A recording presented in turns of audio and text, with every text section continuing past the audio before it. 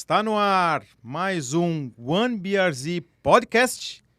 Eu, André Dueck, ao meu lado, Carol Lara. Estamos no YouTube, também no Spotify, Amazon Podcast e todas as plataformas de áudio. Segue a gente, curte. Se você gostou desse episódio, deixa lá também o seu depoimento, as estrelinhas, para ajudar o nosso canal cada vez mais. E hoje temos mais uma convidada empreendedora. Carol, você está dominando esse programa, trazendo todas as empreendedoras daqui, hein, Carol? A gente tem que representar, né? Tá certo, tá certo. Mas então, inclusive, como nós temos uma convidada hoje, você faz as devidas apresentações para nossa convidada mais que especial. Perfeito. Então, hoje a gente está aqui para falar de uma pessoa que é a moça mineira que fez sucesso no Brasil com a rede de lojas Brigadeiria. E escreve uma nova história de empreendedorismo gastronômico, agora nos Estados Unidos, que está se tornando uma referência de sucesso pessoal e empresarial para mulheres e homens dentro e fora do país, que tem tudo a ver com o que a gente fala aqui, né? Tassi Khalili criou a marca Brigadeiria em São Paulo em 2010 e 3 anos depois havia consolidado 13 lojas e um novo conceito para o doce mais amado dos brasileiros, o brigadeiro, que se tornou um presente e sua marca uma grife. A gente vai falar um pouquinho agora de como está sendo essa trajetória aqui dentro e como tudo começou. Bem-vinda, Tassi. Obrigada, é um prazer estar aqui com vocês. Uma delícia ler essa bio aí de novo, recordar algumas coisas. Já fazem 12 anos, né? Já fazem 12 anos que você criou a Brigadeiria? Fazem 12 anos. Então, fala um pouquinho pra gente. Nossa primeira pergunta é sempre quem é a Tassi, pelos seus olhos, pelo seu ponto de vista. Conta pra gente. Eu acho que resumi um pouquinho aí essa questão da empreendedora. Eu sou uma empreendedora nata. Eu acho que eu nasci querendo empreender desde pequena. E a Brigadeiria não foi o primeiro empreendimento, obviamente, mas foi um empreendimento de maior destaque, assim, eu acho. Por isso que teve bastante repercussão, inclusive na minha caminhada antes e depois, o que eu vou contar um pouco aqui com relação ao que a gente está fazendo aqui nos Estados Unidos. Mas essa paixão mesmo pela criação, eu acho que me faz empreender cada vez mais, né? Porque tem a parte boa, a parte ruim, mas eu acho que o amor mesmo que eu coloco em tudo que eu faço, eu acho que acaba trazendo resultados bons. Tem trazido, né? Gostosos, com certeza. Muito bom, muito bom. E a gente sempre fala aqui de branding, que é uma coisa que é muito forte aqui no nosso podcast.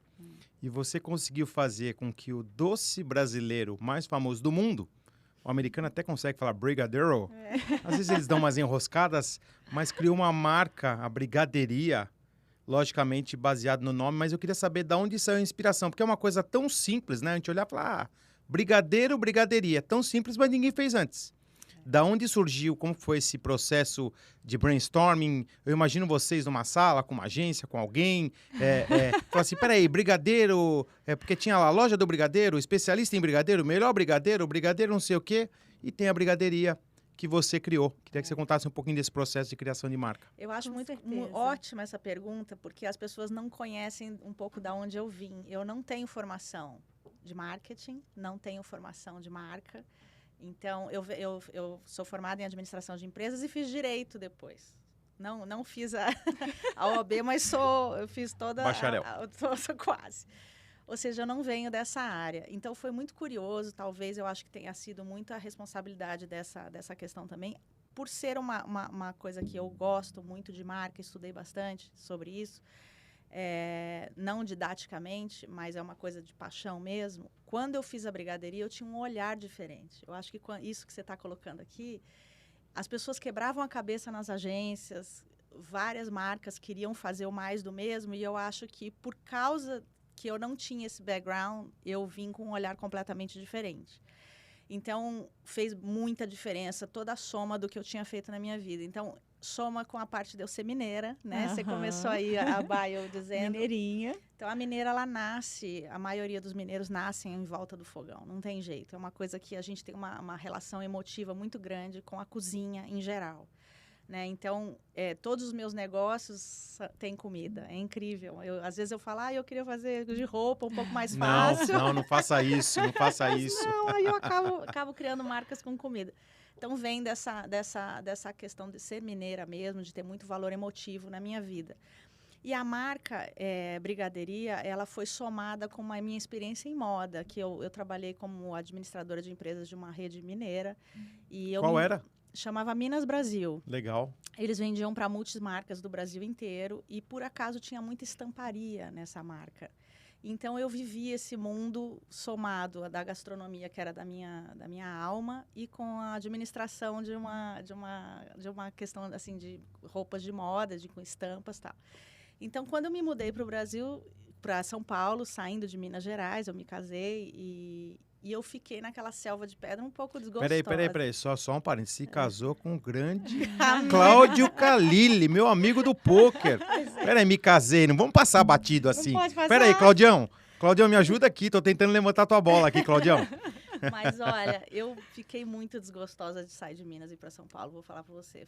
Eu preciso confessar que ele teve, assim, muita moral comigo para me tirar de Minas Gerais E aí, naquela selva de pedra, eu falei, gente... E São Paulo, cá entre nós, eu acho que é a cidade mais competitiva. Eu desconheço. Eu fui para Nova York agora. Os negócios são muito bons em São Paulo, Sim, né? eu morei 40 anos lá. Sabe disso. Super competitivo.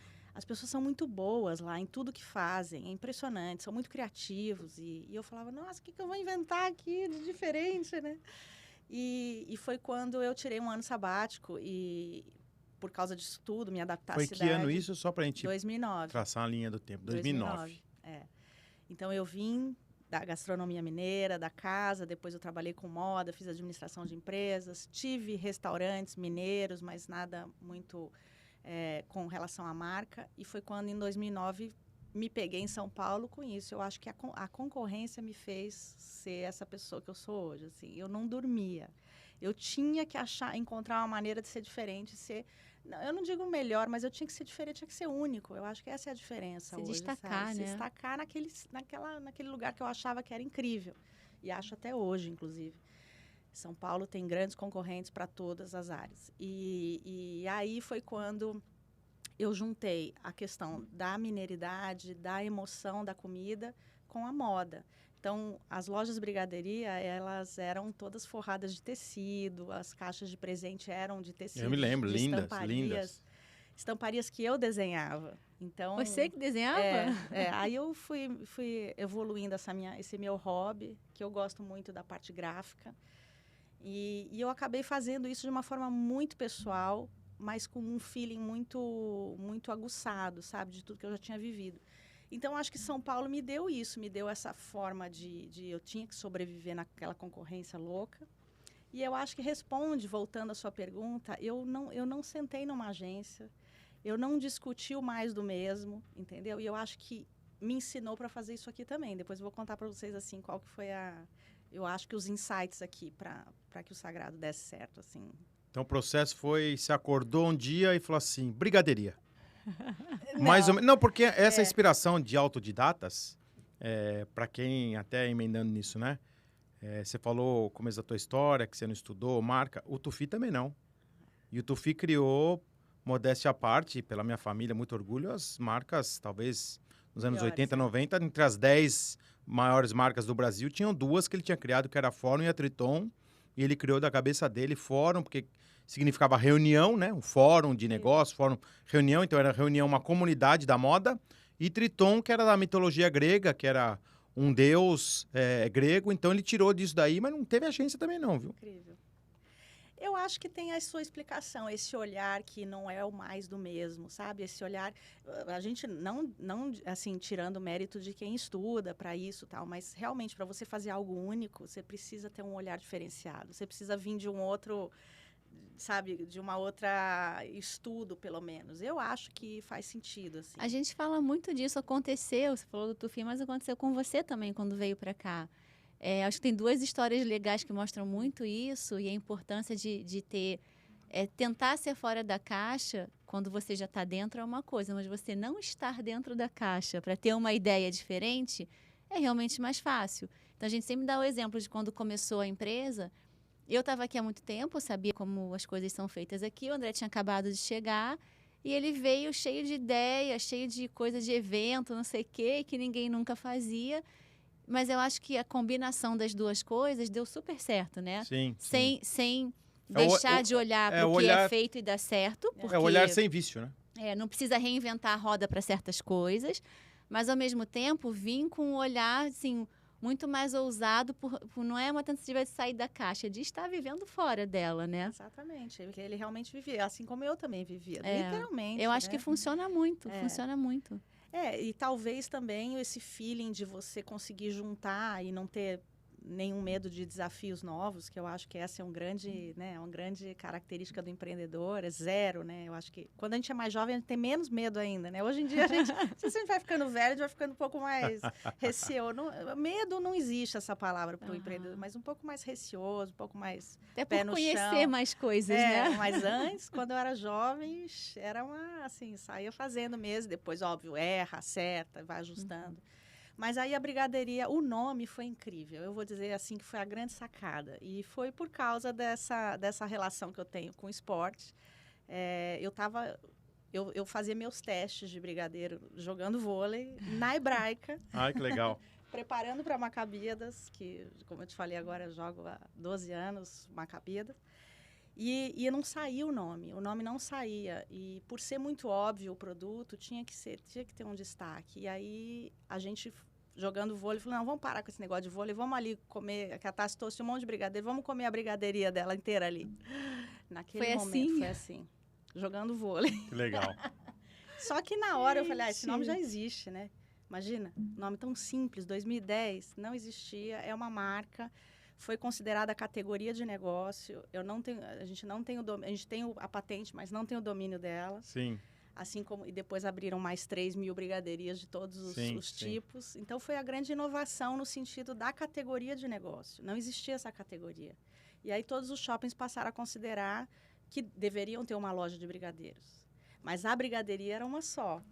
Nossa. E aí que Muito vem legal. a identidade visual, que era a grande diferença, né? É. Que hoje você marca pela identidade visual. E aí, queria emendar nisso, que é exatamente a pergunta que eu ia te fazer, que a gente tá falando do criação do branding, né? Primeiro você falou do nome, aí do logo, mas o branding, pouca gente sabe, né? Mas são os detalhes. E eu me lembro, a gente já tinha vendido afora em 2010, mas eu ainda morava no Brasil, mudei pra cá em 2012. Eu lembro das embalagens, que era uma coisa, era uma joia. Você pegava assim, sei lá, se um brigadeiro normal custava 1 e o da brigadeiria custava 5, você olhava aquele 5, aquele valor, né? Não era o preço. Que era uma joia, falava assim, não, vou dar um brigadeiro de presente. Vinha lá 3 brigadeiros numa caixinha, você dava de presente de amigo secreto, dá de presente para uma pessoa que prestou um serviço, dá de presente para namorada, para o namorado, para o pai, para a mãe. Virou um objeto de desejo. Queria que você contasse um pouquinho desse nível de detalhe da embalagem, que você está falando da parte gráfica, né? Que eu acho que fez muita diferença. Aí eu acho que entra muito a avaliação do estudo do mercado e onde que eu ia me meter, né? Porque a gente, como empreendedor, a gente tem as nossas ideias malucas, mas a gente precisa fazer elas acontecerem e fechar a conta, tem tudo isso, né? Então, todos os nãos foram muito importantes. Quando eu quis abrir uma loja, todos os shoppings me disseram não. Como é que você vai pagar? Não vai fechar conta. Vendendo Só brigadeiro. brigadeiro. Eu falava, Quantos mil brigadeiros tem que vender? Mas eu não vendo brigadeiro. Ninguém entendia. Até antes de eu fazer a primeira loja, ninguém entendia. E eles continuavam não entendendo. Eu falei, não, mas você não vai. Então, todos fecharam a porta. Foi quando eu tive que mudar o approach para me apresentar um shopping. Até hoje é assim. Quando você vai abrir uma marca nova no shopping, não sei se você sabe. Sim, Você precisa ter... nem me fala. Eu vou até rir pra não Sei chorar. bastante. Não só ele abre, como a gente ajuda um monte de gente a tentar entrar no shopping. Então, eu vou rir pra não chorar. Mas assim, gente, você precisa provar muita coisa, né? Então, e eu mudei meu approach nessas reuniões. E aí, eu fiz uma... Eu falei, não, a gente vai mudar tudo. Eu vou mostrar para vocês qual é o produto de verdade. Porque vocês estão aí muito batendo em brigadeiro, só eu tô enxergando outra coisa. Eles vão estar imaginando aquele brigadeiro dentro da forminha de papel não, que da padaria, que sabe dá... da vitrine da padaria? Sim. Entendi. Aí eu me apresentei para a Rede Guatemi e eu falei, Família não... Gereissati. Família Gereissati, com todos ali presentes. E aí eu fiz exatamente a brigadeira. Eu montei uma pop-up rápida. E eles não viam o produto brigadeiro. Ele falava assim, nossa, mas cadê o produto? Não, porque realmente, quando você entrava na loja Marketplace, as pessoas falavam, nossa, mas isso aqui parece um armarinho. Lembra aqueles armarinhos antigos? Nossa, parece uma casa de chá mineira. O Eu produto lembro. mesmo. No Shopping Marketplace lá no Morumbi, que é da Rede Guatemi, exatamente, né? Eu me lembro. Que era o meu xodó, aquela loja, que é da Rede Guatemi. Sim. Então, aí eles falaram, entendi, você não vende brigadeiro, né? Você vai vender... Aí eu entrei na categoria de presentes do shopping. Aí o ticket médio na cabeça deles começou a fazer sentido. Porque aí você falava de lojas como Boticário, imagina, ticket médio, Tok Stock, a Tok Stock presentes que tem. Aí eles falaram, agora entendi. E realmente o nosso ticket médio depois, comprovadamente, era de lojas de presente. Quanto era na época? Só pra gente ter uma noção de valor. Essa proporção que assim, você falou... mais de R$100. Começa que essa proporção que você falou é verdadeira. Enquanto todos vendiam por 1, a brigadeiria vendia por 5. Então, você já... O produto, mas o produto em si não era o de menos, era R$100, o ticket médio em 2010. Acertei? Em 2010, dá para 2010, acreditar? hoje é 150. Era comparado, é que hoje realmente a marca não é mais minha, eu não tenho, lógico. Não tenho informação, mas era comparado com lojas como a Boticário, que na época era... Que era um bom presente, né? Amigo secreto, Não tinha presente erro. enfim, você tinha que dar presente para várias pessoas, aquele presente que era o custo-benefício bom, né? E não tinha erro, dava certo para homem, dava certo para mulher, para Verdade, qualquer não tem ocasião. tamanho, altura, nada. Entendeu? Nada, Bom, não tinha vou erro. fazer um comentário agora que a gente pode puxar para a próxima pergunta, porque isso você trouxe para cá num formato parecido, mas diferente. E hoje, quantas vezes a gente já deu presente Nossa, do sagrado. de brigadeiro do Sagrado? E as pessoas amam quando eles veem aquela caixinha linda. Chega d'água na boca. E a gente tem até uma pessoa no escritório que pergunta: vocês não vão trazer o brigadeiro do Sagrado? Só para quem tá ouvindo a gente, quando a Carol fala para cá, é para cá, para os Estados Unidos. A gente tá gravando, a gente tá gravando aqui no Invictus Podcast Studios, em Deerfield Beach, nossos parceiros. A Tassi vai falar da operação dela lá em Miami, em Downtown, em frente à arena, naquele lugar maravilhoso. Ela vai falar, mas ela conseguiu importar um conceito que não existia aqui. E vou te falar, hein, no começo muita gente torceu o nariz, falou, americano não come brigadeiro, americano não gosta de doce, mas conta a história. Foi ótima a pergunta da Carol. Já Foi vamos ótimo. emendando para você falar como que se Foi deu essa muito transição. Eu acho que é legal você falar um pouquinho de como foi a venda, que eu acho que é bacana isso também, e como que foi a transição para cá. Então, só para a gente fechar ali também, então, em 2013 eu já tinha uma série de lojas próprias, aí vocês conhecem bem a complexidade de você ser um operador de loja própria e fabricante. Não tinha franquia. Não tinha franquia. Eu não tinha me especializado na área de franquia e eu estava me especializando na área de produção, porque o produto era 100% nosso. Tanto as embalagens quanto o produto mesmo, o brigadeiro. Aí a loja passou a ser uma cafeteria também. A gente teve produtos, bolos e outras coisas. Ou seja, eu tive uma fábrica e a gente chegou até 20 lojas próprias. Uau. Você imagina o que é isso? Sei bem. E aí foi quando eu falei, não dá mais, o filho vai ter que crescer de outro jeito. E foi quando a gente estudou todo o projeto de crescimento e a melhor opção era a franquia. E aí foi quando a gente decidiu ser franqueador próprio ou se aliar a alguém que já estava dominando o mercado com franquia. Foi quando aconteceu uma boa fusão. A Cacau Show buscava uma segunda marca, né? Assim como a Copenhagen tem 2 marcas. Deve ter até 3. Não sabia. Qual que é a segunda marca da Copenhagen? Brasil Cacau. Não sabia. A Copenhagen e Brasil Cacau. Legal. A Brasil Cacau concorre com a Cacau Show. É o mesmo segmento de negócio, de mercado, de clientes, tudo.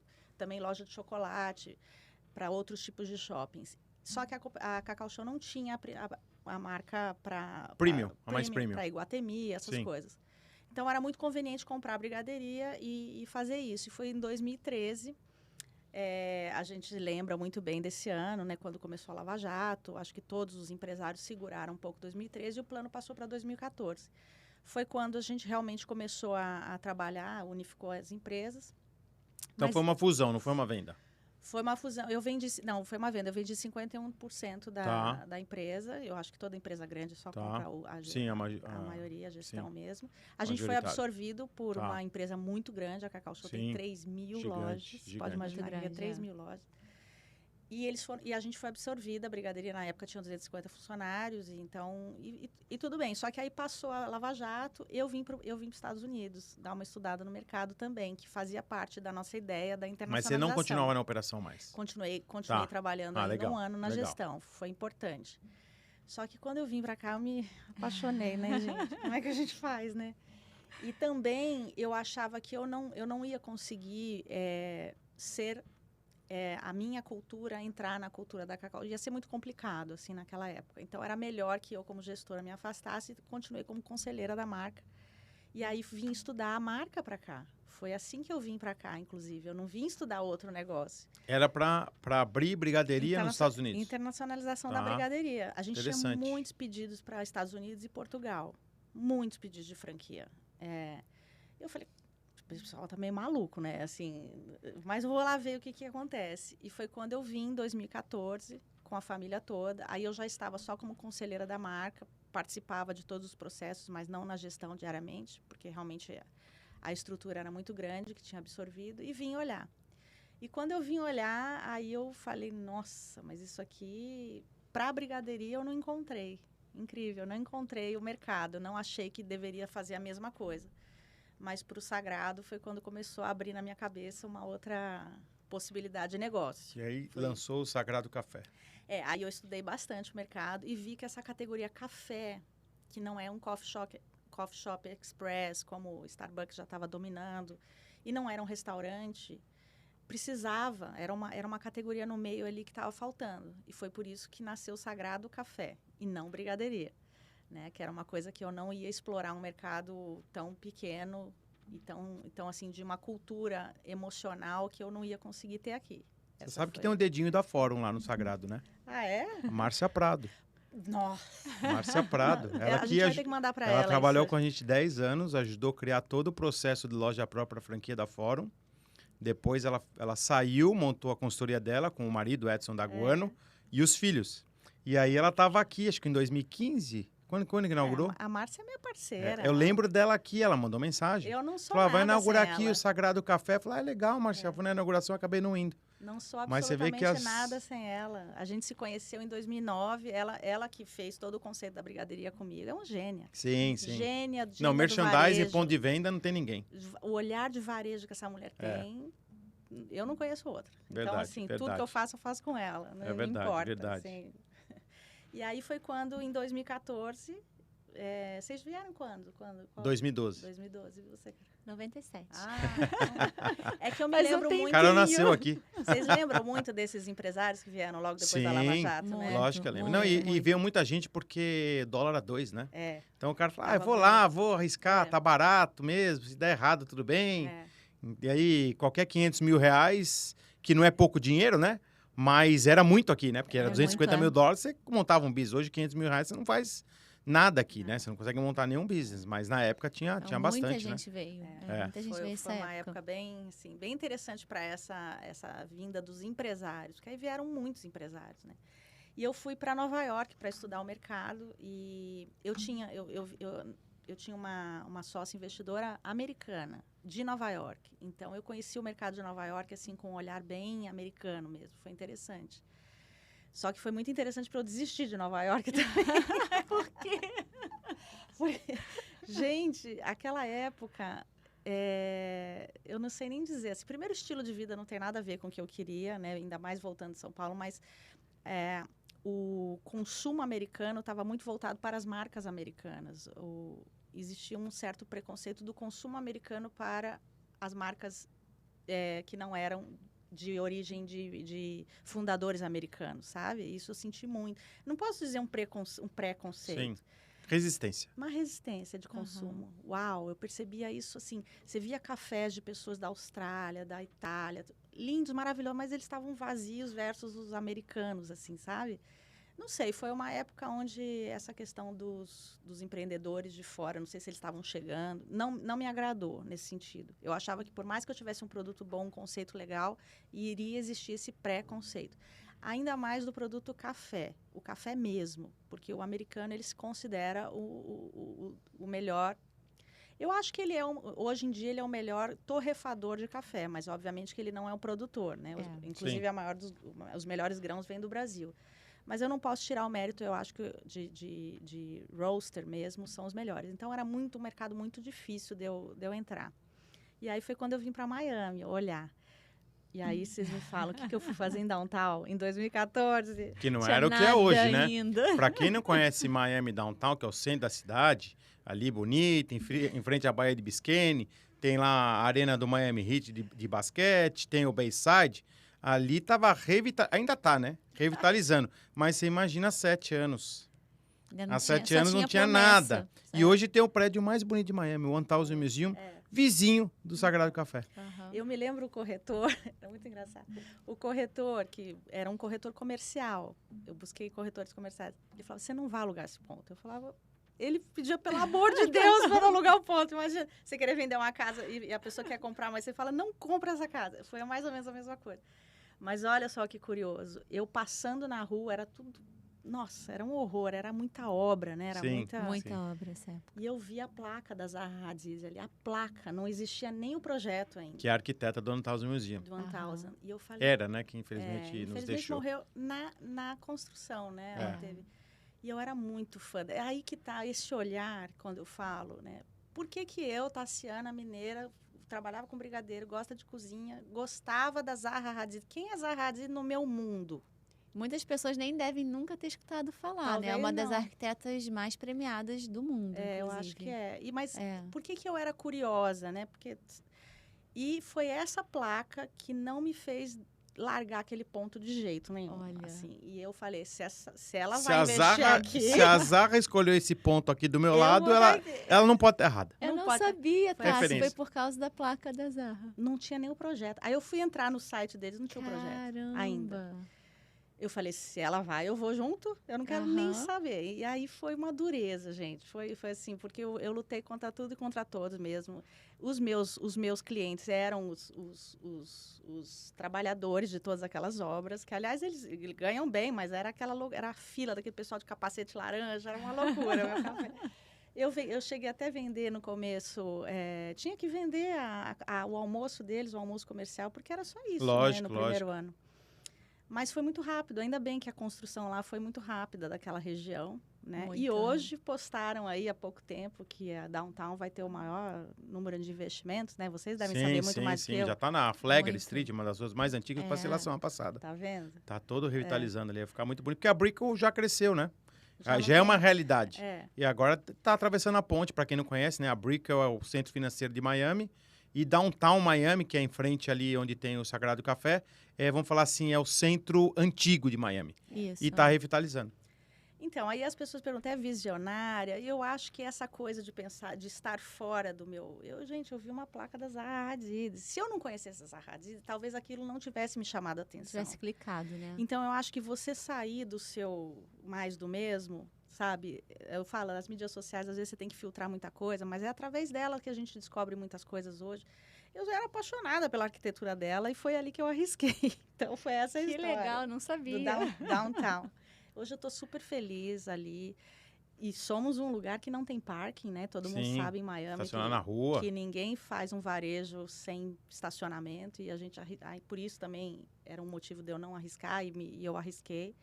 E tá tudo bem, hoje tá cada vez melhor, né? E sem concorrência, né? Sim, que você virou... Na verdade, não é que é sem concorrência, você virou uma referência. Uhum. Eu virei um destino, né? Eu virei um É isso que eu ia destino falar. ali. Se eu tô ali por downtown, você pode ter certeza que o lugar que eu for parar, mesmo saber. Agora tem um prédio de estacionamento atrás, que você anda, tipo assim, sei lá, equivalente a uns 2 quarteirões para chegar. Mas eu estaciono, eu vou, fico ali, trabalho, encontro com as pessoas, comemoro aniversário, chá de bebê. Realmente virou um destino para todo Virou um mundo ali. destino, Foi todo esse trabalho também de marca, que aí entrou muito no trabalho de marca, que vem da escola Brigaderia. Eu acho que a Brigaderia foi uma escola para mim, assim, em termos de marcar a vida das pessoas, né? Então foi quando eu comecei aqui a tentar marcar os americanos, né? Porque esse era o Não, e a o escolha do desafio. 9 foi muito feliz, né? Porque a gente sempre tem que pensar como que é a pronúncia em inglês. Se faz um negócio muito complicado, pode ser bonito em português, mas E Exato. fala não um vai dar. pouquinho da história da escolha do nome. Então, o projeto Sagrado, junto com Márcia Prado, a gente já vivia ele, assim. Quando a gente viu que não era brigaderia nos Estados Unidos, eu e ela, a gente já via ele na nossa cabeça. Então, ele estava pronto na nossa cabeça. Todos os materiais, o próprio cobogó, não sei se...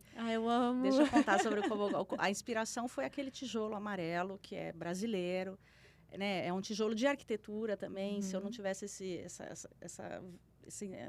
conhecimento, eu não teria prestado atenção nele. Foi a partir dele, eu coloquei ele em cima da mesa, eu falei, Márcia, a marca vai nascer em cima disso aqui, agora vamos ver o que a gente vai fazer. E eu e ela, a gente enlouquece. E aí o cobogó, ele já existia aquela parede e tudo, e não vinha o nome.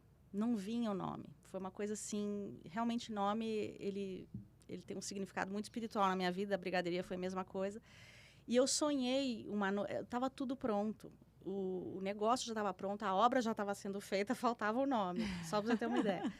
E aí eu sonhei com um cliente da brigadeiria, do Marketplace, um homem, que me chamava muita atenção os homens comerem brigadeiro bastante, né? Porque mulher a gente sabe que adora, né? Mas consumir o produto brigadeiro todo dia, eu falava, gente, para homem eu preciso perguntar por que ele faz isso, né?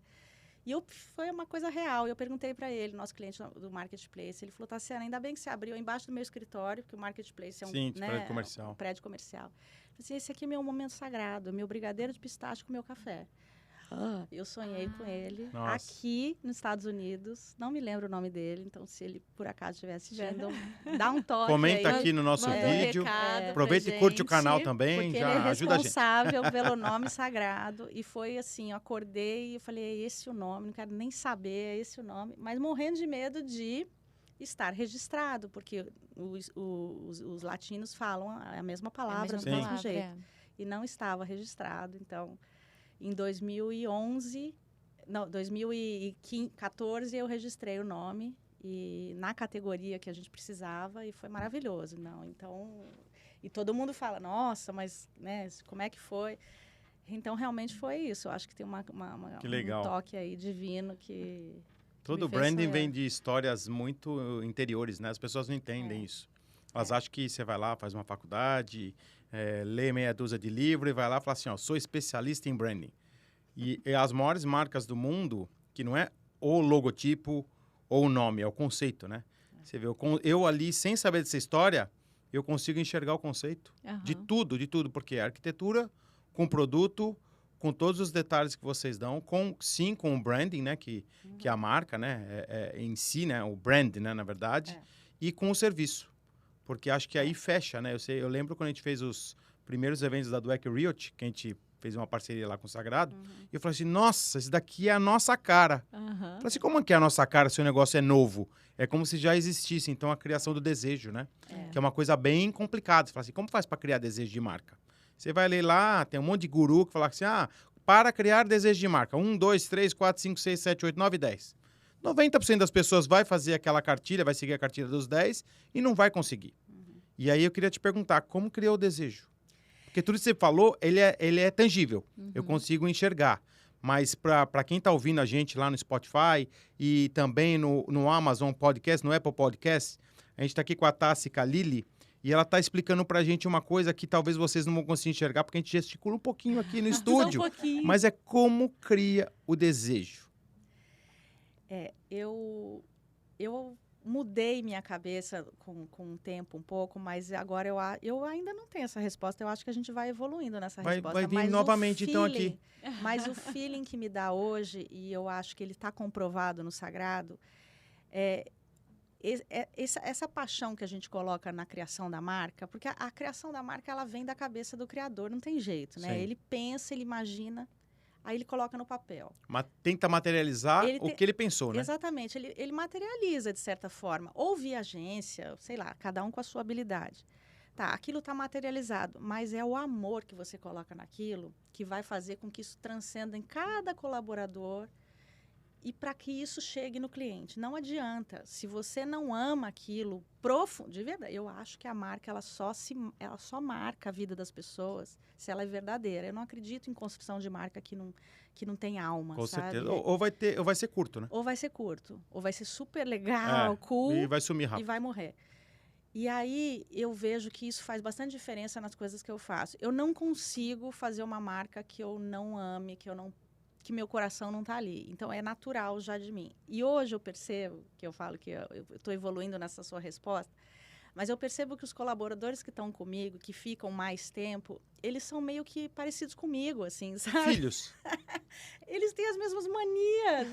Assim, é incrível. Eles têm os mesmos neuroses nos detalhes. Então, eles também estão amando viver aquele processo. Eu acho que não é teórico. Sabe? A coisa é muito mais forte para você marcar. Sim. Eu acho que se você só consegue marcar a vida das pessoas que estão entrando ali dentro, se os seus colaboradores perceberam isso e se você realmente faz aquilo de uma forma muito verdadeira. Parece piegas, não, mas não tem jeito. É isso que eu concordo. sinto. Acho que é parecido com criar uma cultura em empresas também, né? Porque você criou uma cultura, as pessoas que trabalham com você, todo mundo que está ali segue mais ou menos a mesma linha, tem a mesma atenção, fala da mesma maneira. Não importa quem que está atendendo. Eu te falei, né? Mandei um feedback outro foi dia. ótimo, a moça que me atendeu no... Esqueci o nome dela agora. A Ana. Me atendeu no WhatsApp, foi super atenciosa como você sempre é. E eu acho que eles também, não só o seu produto passa, mas como as pessoas que estão ali, que são o intermediário, né, de você e o produto, e a gente também passam isso, né? E vem de você. Eu acho que é isso, assim. Quando o empreendedor, ele realmente está com a alma dele ali, de verdade, eu não vejo muito erro, não. Assim, eu acho que as ideias são amadurecidas. Eu sou uma pessoa muito curiosa. Eu estou sempre querendo melhorar. Nunca acho que está bom. Também tem isso, também essa questão de você sempre achar que tem alguma coisa... Sabe, não está na zona de conforto. Vem muito do atleta isso mesmo. Sim. Também, eu acho, de você estar sempre querendo treinar mais para poder... Mas eu acho que se está na alma, tudo em volta seu percebe. O cliente percebe, né? O cliente percebe. Então, a marca vai se tornando cada vez mais marcante na vida das pessoas. Eu acho que o Sagrado hoje é isso. É claro que tem toda uma inteligência por trás, que é onde vem Márcia Prado, onde vem a própria agência Casa Rex, que é o meu parceiro, que eu amo, que me ajuda nas embalagens, que é a questão mais teórica da parte visual, questão desde combinação de cores, você sabe tudo isso. A gente transformar um ambiente super agradável tem uma parte também teórica disso tudo. Mas você fazer isso na prática todos os dias, sem descanso, é o que faz a diferença para marcar mesmo. Perfeito. Por que as pessoas continuam indo? Eu acho que é isso, assim. E sabe uma coisa que eu acho legal também, só a gente comentar assim rapidamente, mas a gente, em alguns outros podcasts, a gente já falou de várias empresas que vieram para cá e não adaptaram e acabaram tendo problema, ou fechando, ou perdendo dinheiro. E você conseguiu, né? Tudo bem que não foi a brigadeiria. Por quê? Porque você viu que não tinha lugar, né? O que você fez? Que tipo de pesquisa? Que você falou que você foi para Nova York e tudo, mas como que você entendeu qual era a demanda? Foi ao longo do processo? Foi uma coisa pontual? Assim, como que você internacionalizou o brigadeiro? E eu acho que não só a ideia, mas o gosto também, né? Que a gente já conversou um pouquinho sobre isso. Carol, essa pergunta é tão incrível e você vai entender por quê. Porque, como eu falei para vocês, eu vim para os Estados Unidos por causa de uma investidora americana, de um olhar americano que queria trazer a brigadeiria para cá. E eu tive que convencer ela que não ia ser brigadeiria. Você que convenceu ela. Eu convenci ela. E o mercado era dela. Vamos lá. Eu não entendia nada do mercado, né? Eu entendia do produto, eu entendia do conceito, mas eu não entendia do consumidor. Ela entendia. Não, o consumidor... Não vai. Ele não vai consumir. E eu tive que convencer essa minha sócia a não fazer brigadeiria. E não foi fácil. Não foi fácil. Quase que eu perdi a sócia investidora no início, inclusive. Mas foi porque realmente não adianta o que você fez no seu país, você precisa entender o porquê que você conseguiu aqueles clientes naquele momento e por que você foi bem sucedido. Então, a brigadeiria ela tinha uma coisa muito emocional do que era o brigadeiro na vida das pessoas. Esquece o produto, mas o que ele representava na vida das pessoas. Então, foi quando eu falei, eu nunca vou conseguir traduzir isso para o americano, nunca. Ele nunca vai conseguir remeter este produto ao aniversário de 1 ano do filho dele. Para mim, isso, eu não precisei nem continuar. Assim, foi uma semana para eu falar, eu não faço brigadeiria aqui de jeito nenhum, mas o brigadeiro vai ser o perfume do novo negócio. Agora, como é que eu vou trazer o americano para um lugar confortável? E lá ele vai descobrir o brigadeiro, e lá ele vai descobrir o açaí, e lá ele vai descobrir a tapioca, o pão de queijo. Aí que começou todo o estudo realmente para construir o Sagrado. Então, o brigadeiro, ele tem um lugar muito especial dentro do Sagrado, mas ele jamais poderia ser o protagonista, porque ele não vem da história de memória afetiva como a brigadeiria tem com os clientes. Então, foi quando eu comecei a mudar todo o conceito. E eu acho que isso é muito importante para quem está vindo do Brasil. A gente tem produtos maravilhosos, a gente tem empresários maravilhosos, tem empresas maravilhosas. Mas, se a gente não entender o que realmente vai pegar o coração aqui né? Porque não importa, gente. No final, o cara vai consumir a blusa, mas ele vai se apaixonar pela marca ou não. Eu acho que até na minha bio eu quis pedir para a Fernanda fazer. Eu sou uma criadora de marca, eu quero que a pessoa se apaixone pela minha marca, porque senão ela vai passar. Sim. Senão ela vai ser mais um negócio que vai vender produto e vai passar. E a tua capacidade de adaptar o teu conceito num mercado diferente, né? Porque infelizmente, né? 90% das operações alimentícias do Brasil que abriram nos Estados Unidos fecharam depois de um ano. Pois é, eu É tenho esse triste. número Por quê? também, né? Porque talvez não fez a lição de casa que você falou assim, não vou abrir a brigadeiria.